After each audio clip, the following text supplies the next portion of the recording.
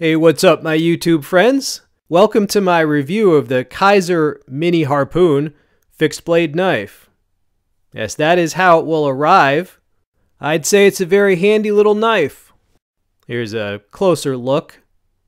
True full tang construction. It's got a lanyard hole, textured handle scales. It has some cutouts in the tang for extra lightness. Alright, about a 3-inch blade. Possibly a neck knife. It also comes with a cloth, a sheath, and a cord in case you do want to use it as a neck knife. Here's the sheath. It's got eyelets, has a carbon fiber pattern. It's got a Tech-Lock-like belt loop. Right, that's how it opens. It does hold the knife in very securely. There's a spot to push off of with your thumb to free the blade. Now, I'm not going to use this as a neck knife, but if I did, I would probably just use paracord. So let's use this cord for a demo. All right, there you go. Some stats on this. It's got a 3-inch blade length. The thickness is 3 millimeters. The weight is only 2.1 ounces. All right, handy. Let's talk about the steel. CPM-3V, that's a US-made steel. It's a crucible steel. It is a tool steel. The benefits include toughness and wear resistance, and it's also made with crucible particle metallurgy, which basically removes any sort of weak spots, even at a micro level. Now, the handle scales, those are made of Ultem, right, which is an amorphous thermoplastic. It's basically a more advanced type of plastic. It's got benefits include strength to weight ratio, heat resistance, chemical resistance, and an attractive appearance. Now, this knife is a collaboration between Maverick Customs and Kizer.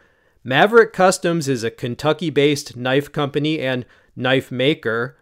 All right, so this is his design, and he's collaborating with Kizer, which is doing the production, for his design. All right, here is some usage footage. Now, the weather has really improved. In the last 3 days, it's gone from, 15 degrees now to it's around 40 degrees. A lot of the snow is melting, so I'm out there. And, yeah, better for video making, definitely. We did have some wind, though, about a 10-mile-per-hour wind, so I did turn the volume down a little bit so that doesn't harm your ears. How are you all doing? I'm doing fine. All right. Oh, if you hear some birds, that's because I'm narrating this in the early morning. All right, birds be just waking up. This came sharp. It's good for whittling.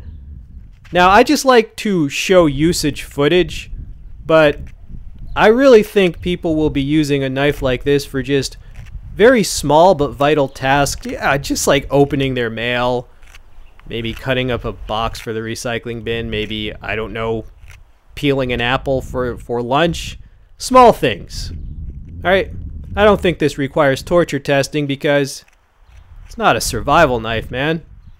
You know what I'm saying? But in my experience, about 10% of EDCers do carry a fixed blade as opposed to a folder. Often those are people who they had a folder fail on them and they said never again. Now let's talk price. I paid $60 for mine, but I just checked the price tonight and it was $70. But by the time I post this, who knows, it might go back down to $60, or maybe it'll go on sale at some point. Do I think I got my money's worth? Absolutely. With this knife, it all comes down to the materials.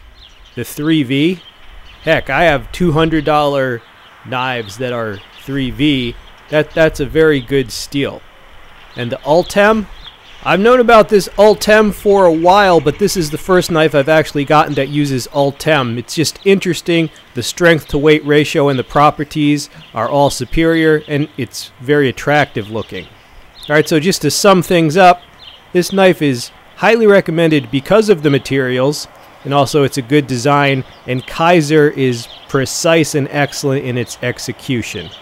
So there you go.